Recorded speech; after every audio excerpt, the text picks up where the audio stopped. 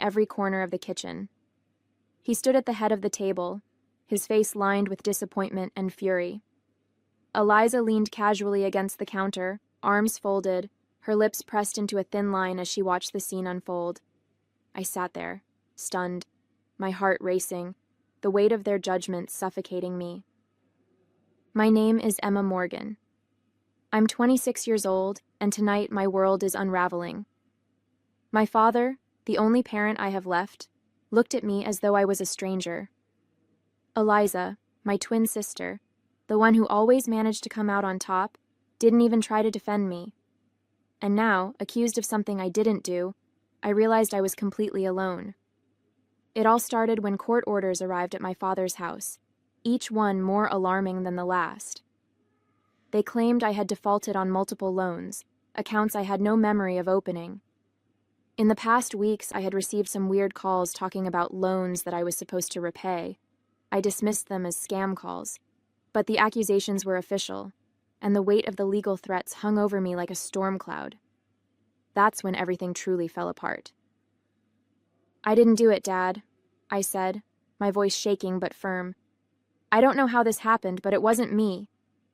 Eliza shifted, her eyes glinting as she finally spoke. "Come on, Emma. Are you seriously denying it?" "Everyone knows your name is on the documents," she said, her voice laced with pity. "Why don't you just tell the truth and stop dragging this out?" My dad's expression hardened as he looked at me. "So what? Are you saying this is all a coincidence? The loans, the complaints, the accusations from people in those places? Why would they target you for no reason?" I swallowed hard, trying to keep my voice steady. "Because someone framed me, Dad. Someone used my name. I don't know how, but I swear to you I didn't do any of this." My eyes darted to Eliza, who raised her hands in mock surrender. "Framed? Really?" Eliza said, her tone dripping with disbelief. "Who would go through all that trouble, Emma? And why you of all people? This sounds more like an excuse than anything else." Dad shook his head, pacing the room. "Emma, I've always tried to be patient with you, but this is too much. You're not a child anymore. You need to take responsibility for your actions. Until you can, you're not welcome here." The words hit me like a slap, and I felt the ground beneath me shift. "Dad, you're kicking me out?" I whispered. I stood there frozen as my father's words sank in. Eliza sighed dramatically and shook her head. "I hate to see this happen, but maybe some time away will help you reflect, Emma," she said, her voice honeyed with false concern. I looked at her, my throat tightening with anger and disbelief. "You're loving this, aren't you?" I said, my voice low. "You've been the perfect one your whole life, and now you're watching me take the blame for something I didn't do." "Eliza isn't the problem here, Emma," Dad snapped. "You are. Don't make this harder than it has to be. Pack your things and leave tonight." The finality in his tone left no room for argument. My chest ached as I turned away, blinking back tears, knowing that no matter what I said, no one would believe me. I packed my bags in silence, each item a painful reminder of the life I was leaving behind. The walls of my childhood room felt foreign now, as if they belonged to someone else, a version of me that no longer existed. Eliza leaned casually against the doorway, watching me with an unreadable expression. "I wish it didn't have to be this way," she said softly, her tone laced with sympathy that didn't quite feel real. I kept my back to her, shoving clothes into my duffel bag. "Yeah, me too," I muttered, my voice heavy with defeat. "It's just... everything looks so bad right now, Emma. Maybe some time away will help you figure out how this happened," she added. I froze for a moment, gripping the edge of the dresser. "I didn't do this," I said quietly. "I don't know how or why it's happening, but I didn't do it." Eliza sighed, stepping back into the hall. "I hope you figure it out for your sake. Really, I do." Her words echoed in my mind as I zipped up my bag and walked out of the room, unable to shake the feeling that something wasn't adding up. But for now, all I could do was leave. The night air was cold and sharp as I stepped outside, my duffel slung over one shoulder. The house behind me, once a place of warmth and memories, now loomed like a shadow, filled with accusations and betrayal. I paused at the edge of the driveway, glancing back at the window where the light still glowed faintly. Dad hadn't even come out to see me leave. He'd made his decision and didn't care to look back. Eliza's voice echoed in my head. I hope you figure it out for your sake. Her words felt hollow, yet they clung to me like a thorn. How had things gotten so twisted? Why was everything pointing to me when I hadn't done anything wrong? As I walked down the street clutching the strap of my bag, I told myself one thing. I might not have answers now, but I wouldn't stop until I found them. Something didn't add up, and I was going to figure it out, even if no one believed me. The bus station was nearly empty when I arrived, the flickering fluorescent lights casting long shadows across the tiled floor. I bought a one-way ticket to the nearest city, my fingers trembling as I handed over the cash. The clerk barely looked at me, sliding the ticket across the counter without a word. I found a seat in the corner, away from the few scattered passengers. The reality of it all began to sink in as I stared at the crumpled ticket in my hand. I was alone now. No home, no family to fall back on. My mind raced with questions I couldn't answer. How could everything fall apart so quickly? Who would go to such lengths to frame me? And why? The engine of an approaching bus rumbled in the distance, pulling me from my thoughts. As the vehicle rolled to a stop, I tightened my grip on my bag and stood. This wasn't the life I'd envisioned, but it was the one I had to face now, one step at a time. The first few days after leaving home were a blur of cheap motel rooms, instant noodles, and restless nights. I was barely holding it together, my mind spinning with everything I'd lost. But staying in bed and wallowing wasn't going to solve anything. I needed to survive, and that meant finding a job, any job. I landed a position at a small clothing store downtown. It wasn't glamorous, but it was something to keep me busy and bring in a paycheck. My coworker, Mia, was a few years older than me, with bright red hair and a no-nonsense attitude. She didn't pry, but she had a way of getting me to talk without realizing it. One slow afternoon, as we folded shirts near the register, I found myself opening up about what had happened. It's been a nightmare, I admitted, stacking a pile of sweaters. I don't even know how my name got dragged into it. I've never done anything like that in my life. Mia paused, leaning against the counter. That's rough, she said, frowning. You said it was loans and fraud, right? Did you ever think, I don't know, maybe someone pretending to be you could have done it? I stopped mid-fold, her words hitting me like a jolt. Pretending to be me? I repeated, the idea foreign but oddly plausible.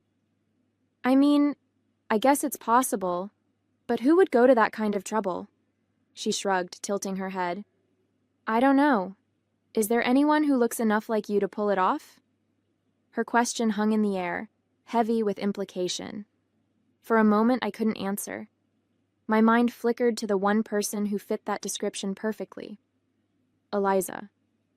But no. Why would she do something like that? Still, the seed of doubt had been planted, and I couldn't shake it.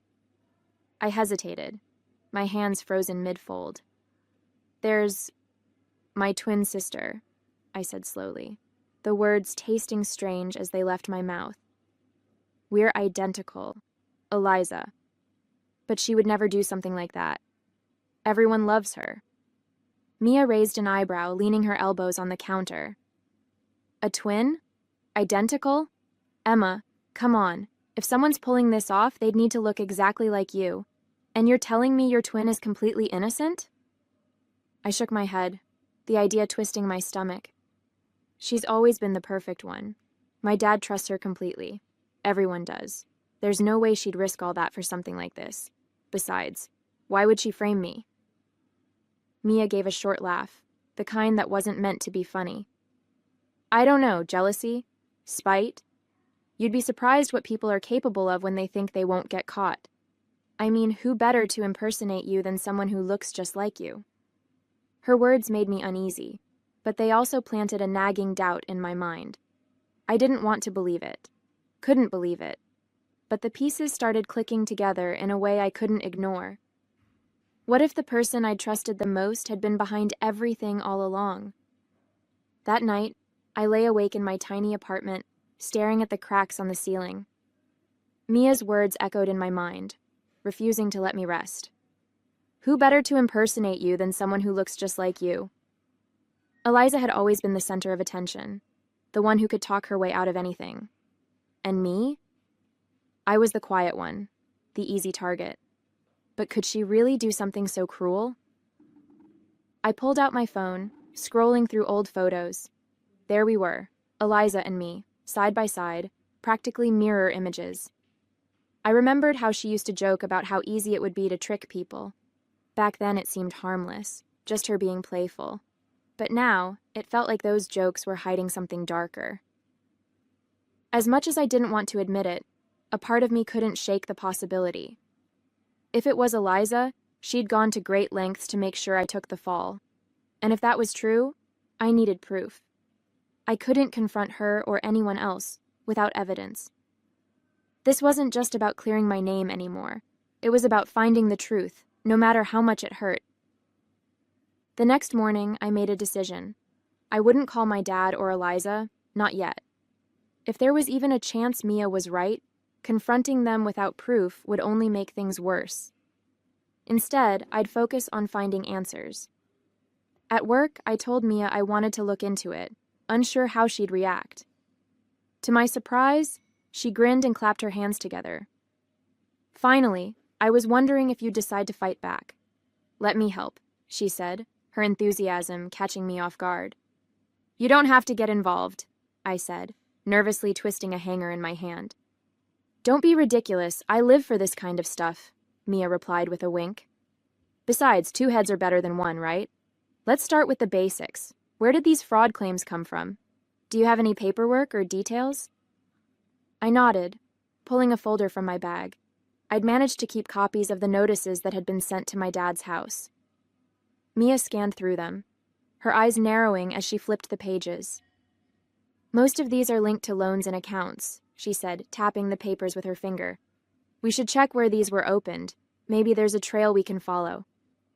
For the first time in weeks, I felt a glimmer of hope. Mia's determination gave me strength, and together, we began piecing together the puzzle. If Eliza or anyone else was behind this, we'd find out. One way or another. It all started when court orders began arriving at my father's house, each one more alarming than the last.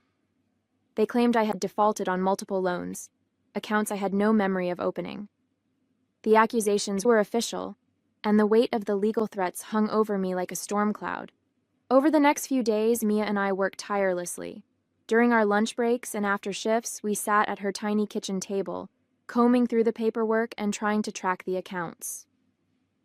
She had a knack for details, noticing things I'd overlooked, like slight variations in handwriting and the locations where the accounts were opened. Look at this, she said one afternoon, sliding a document toward me. The signature here doesn't match yours exactly. It's close, but not identical. And all of these accounts? They were opened in the next city over. I stared at the paper, my heart pounding. Eliza was in that city a couple of years ago. She said it was for a volunteer project. I paused, the words catching in my throat. Do you think... Mia leaned back in her chair, her expression serious. It's starting to look like someone used your name while they were there. And if she was the one spending time in that city, well... She let the sentence hang, the implication heavy. I swallowed hard. I don't want to jump to conclusions, but it's starting to feel like all the roads lead to her. Mia nodded. We'll need more. If she really did this, there'll be a bigger trail. Let's check for any transactions or other records linked to these accounts. Her confidence gave me the push I needed. I wasn't ready to accuse Eliza outright, but the pieces were falling into place. I could feel it. We were getting closer to the truth. The first place on the list was a small credit union on the edge of town. Mia and I stepped inside, the faint smell of paper and stale coffee lingering in the air. A young woman behind the counter glanced up and smiled. "Welcome back," she chirped. I froze. "Excuse me?" The woman's smile faltered slightly, but she recovered quickly. Oh, sorry. I thought you'd been in here before. You look so familiar. Mia shot me a quick look but said nothing. I forced a smile and approached the counter. Actually, I'm here about a loan that was opened in my name. I need to understand the details. The woman nodded, typing something into her computer. As her eyes scanned the screen, she frowned slightly. Yes, I see the account. It was opened 2 years ago.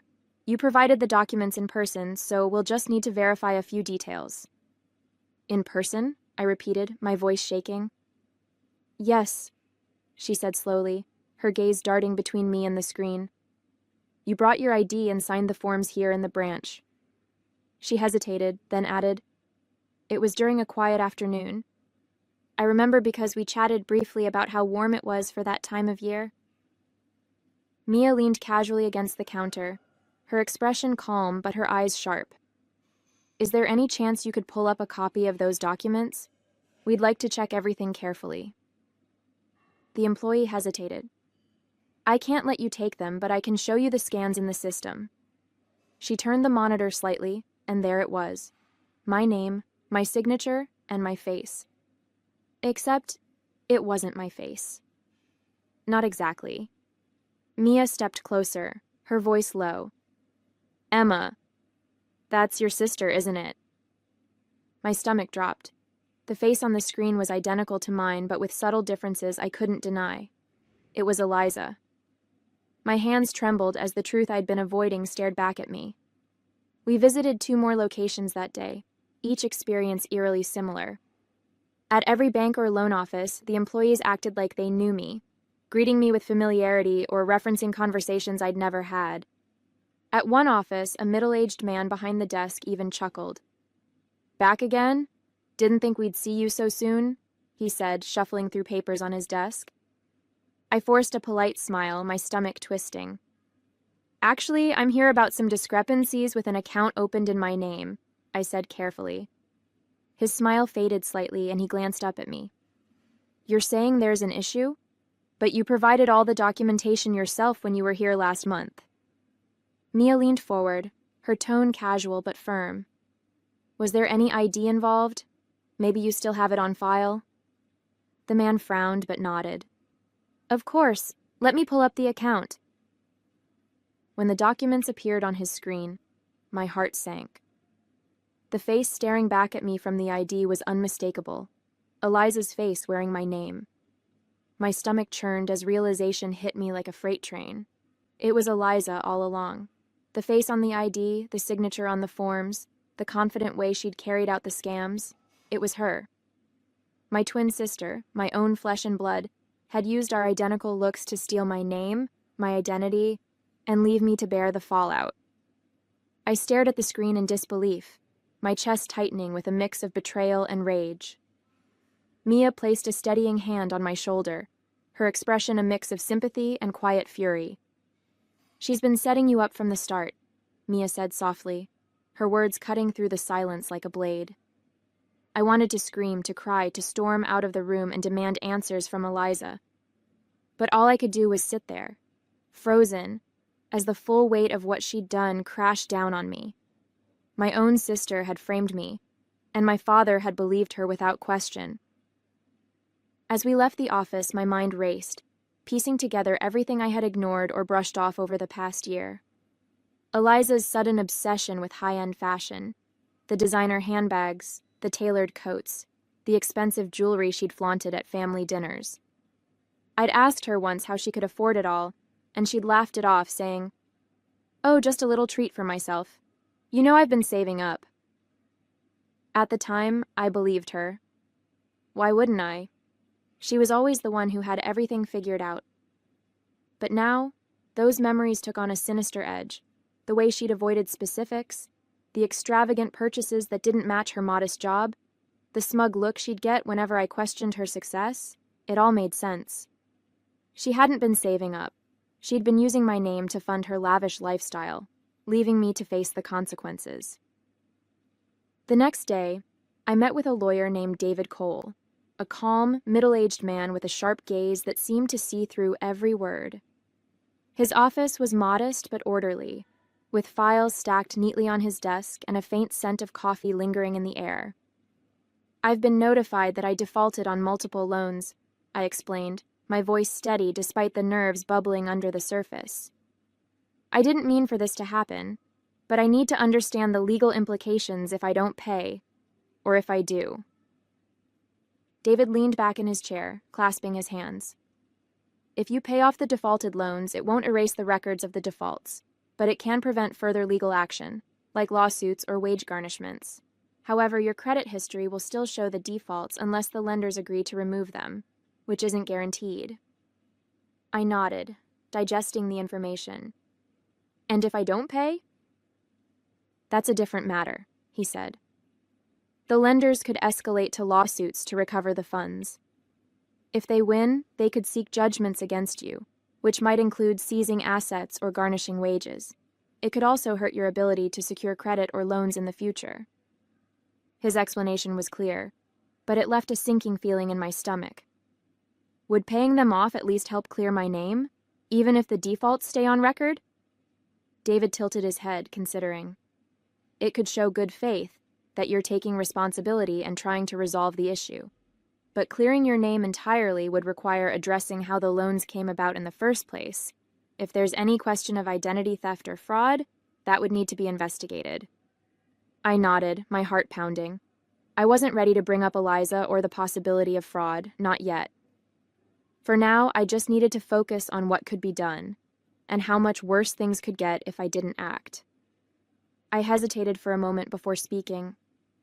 What if, hypothetically, someone had stolen my identity and used it to open those loans? Would that change anything?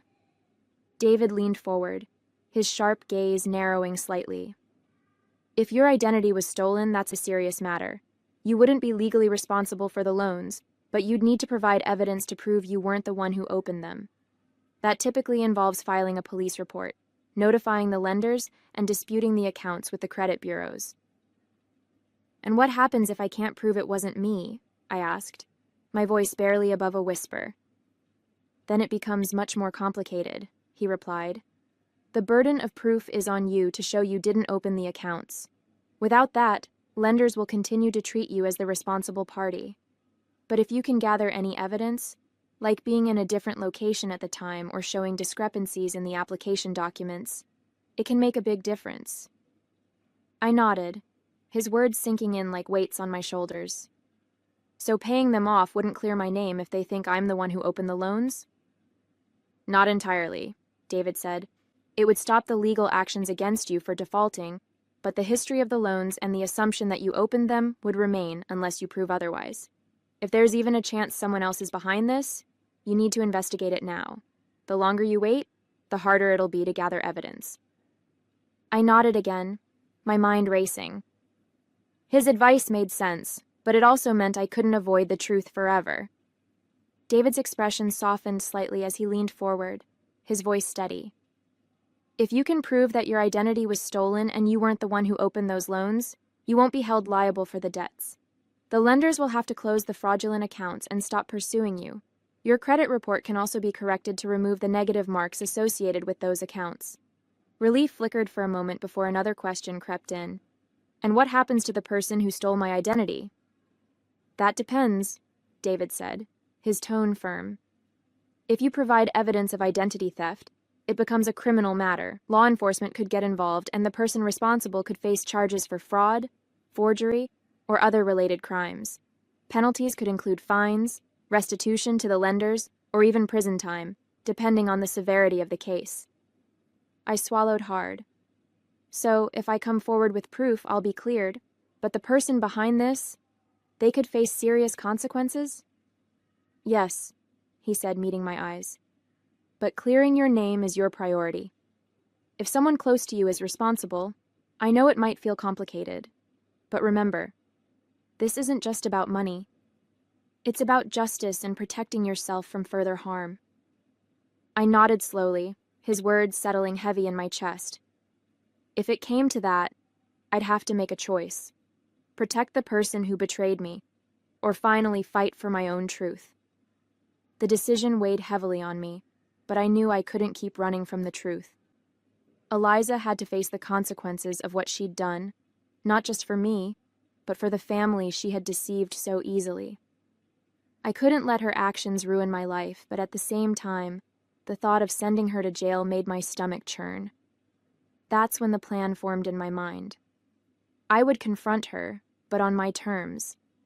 My family used to have a big gathering every year. At the family reunion, with everyone present, I'd lay out the proof of what she did.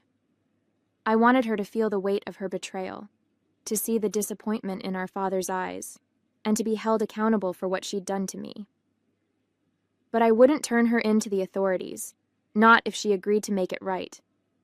Eliza would have to settle the loans she'd taken out in my name.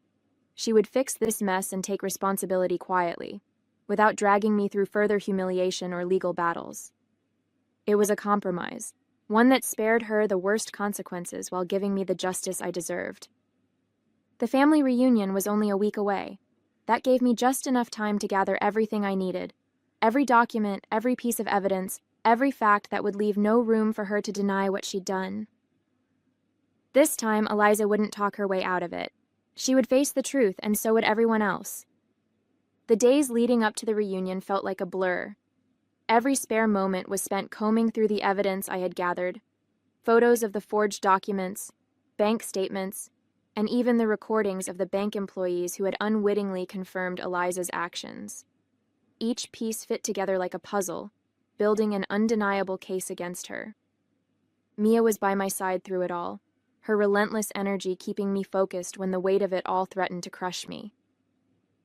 "You've got this, Emma," she said as I packed the files into a neat folder the night before the reunion. "Just stick to the plan. Don't let her twist this around." I nodded, my hands trembling slightly as I zipped the folder shut. "She's been doing this for so long, Mia. What if no one believes me? What if Dad sides with her again?" Mia placed a reassuring hand on my shoulder. "This time, you're not just speaking your truth, you're showing it. They can't argue with facts, Emma. You've done everything you can. Now it's time to let the truth do the rest." Her words stayed with me as I went to bed that night, my nerves tangled with anticipation. Tomorrow, everything would change, one way or another. The moment I stepped through the door, a wave of cold stares hit me like a slap to the face. Conversations halted mid-sentence, heads turned, and I felt the weight of 50 pairs of judgmental eyes boring into me. My heart pounded, but I straightened my shoulders and walked further into the room, refusing to let their disgust break me. Whispers followed me as I passed. "Can you believe she had the nerve to show up? After everything she's done? Unbelievable." I heard she's being taken to court. The room was packed, with relatives I hadn't seen in years filling the space. My dad stood near the fireplace, talking to Uncle Richard, but when he saw me, his face darkened. Eliza, ever the actress, stood near the buffet table, surrounded by a group of cousins who hung on her every word. She glanced at me, her eyes narrowing slightly, but her expression quickly shifted into one of practiced pity.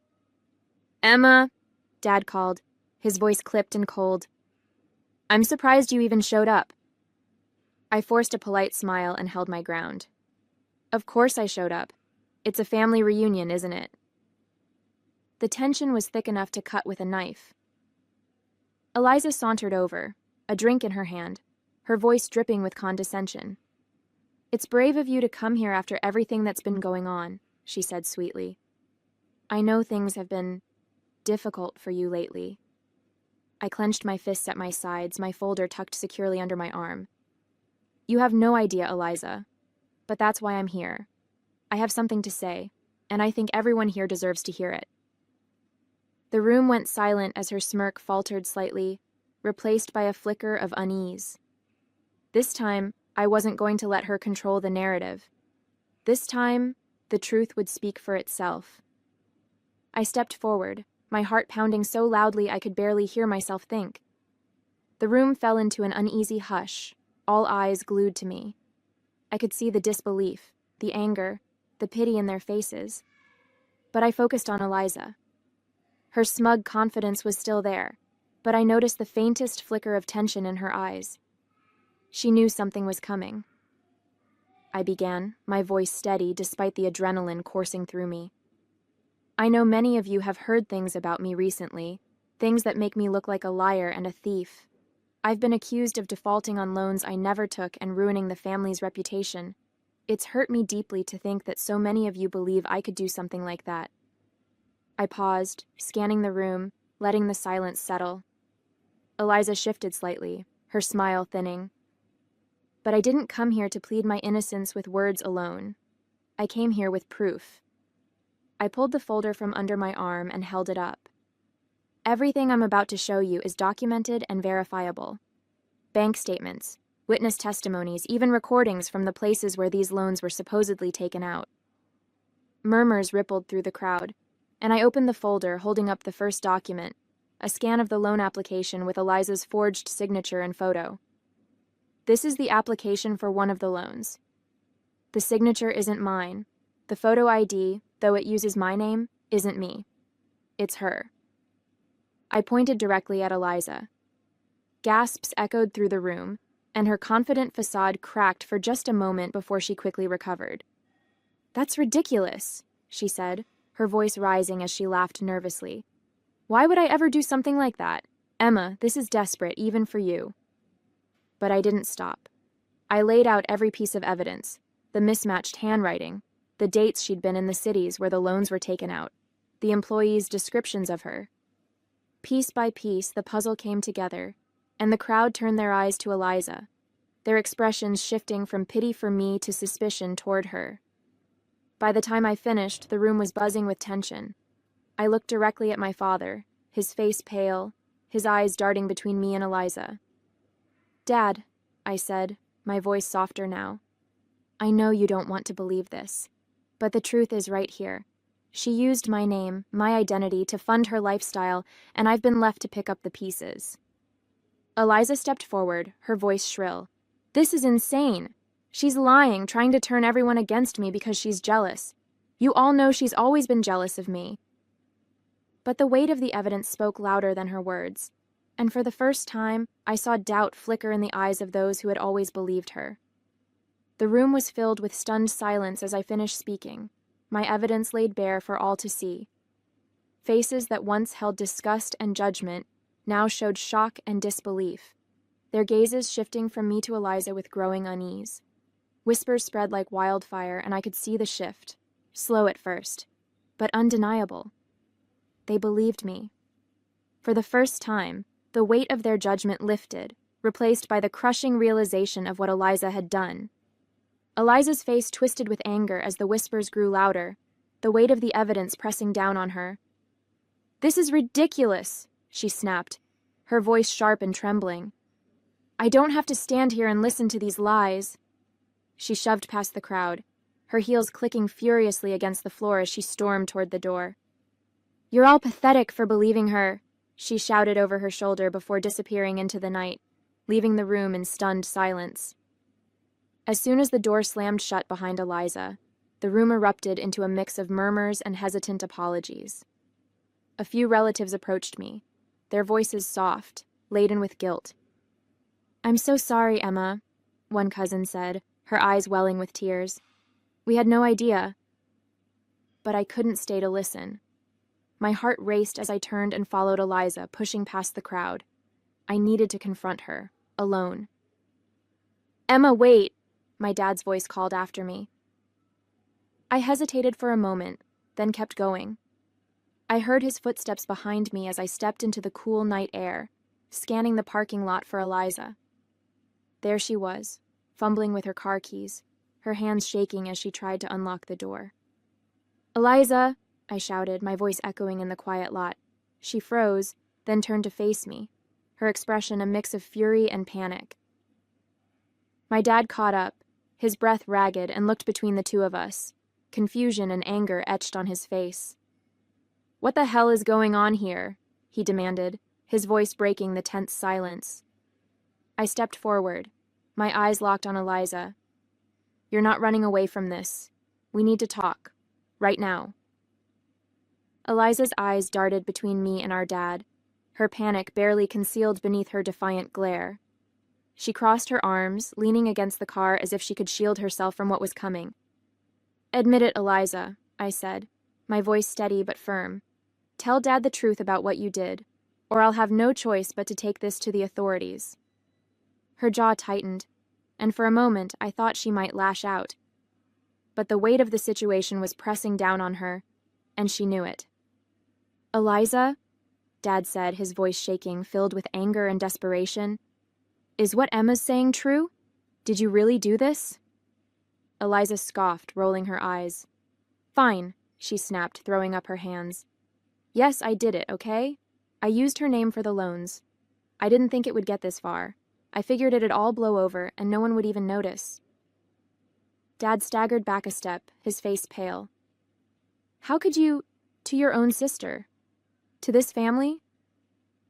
"I didn't think she'd be such a martyr about it," Eliza shot back, her voice cracking. "I needed the money, and she's always been flying under the radar. I thought she'd just take the heat and move on."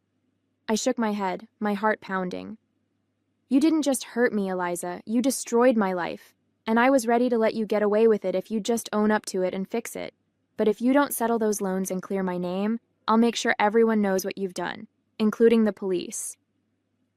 Eliza froze, the weight of my ultimatum hanging heavy in the air. For once, she had no comeback, no way to charm her way out of the mess she'd created. Eliza's defiance crumbled, her shoulders sagging as tears welled in her eyes. She looked down at the ground, unable to meet either of our gazes. "I'm sorry," she whispered, her voice barely audible. "I never meant for it to get this bad. I didn't think it through."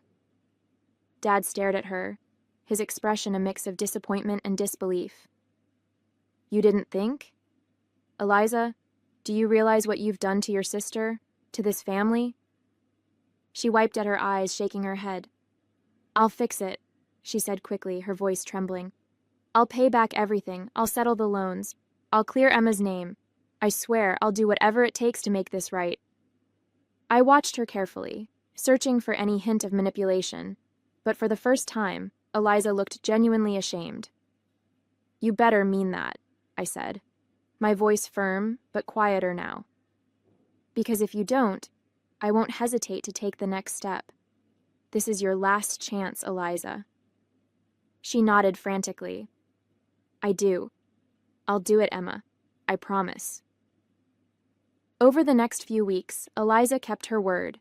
She contacted the banks, paid off the defaulted loans, and provided statements clearing me of any involvement. It wasn't an easy process, and it didn't erase the damage overnight, but step by step, my name was restored. While I couldn't forget what she'd done, I felt a sense of closure. In the end, justice was served, not through revenge, but through accountability. Eliza's actions left scars, but they also gave me the strength to stand up for myself and reclaim my life. My family began to see me for who I truly was, not the person they had unfairly judged. Though trust with Eliza would take time, I found peace in knowing I had finally stepped out of her shadow and into my own light.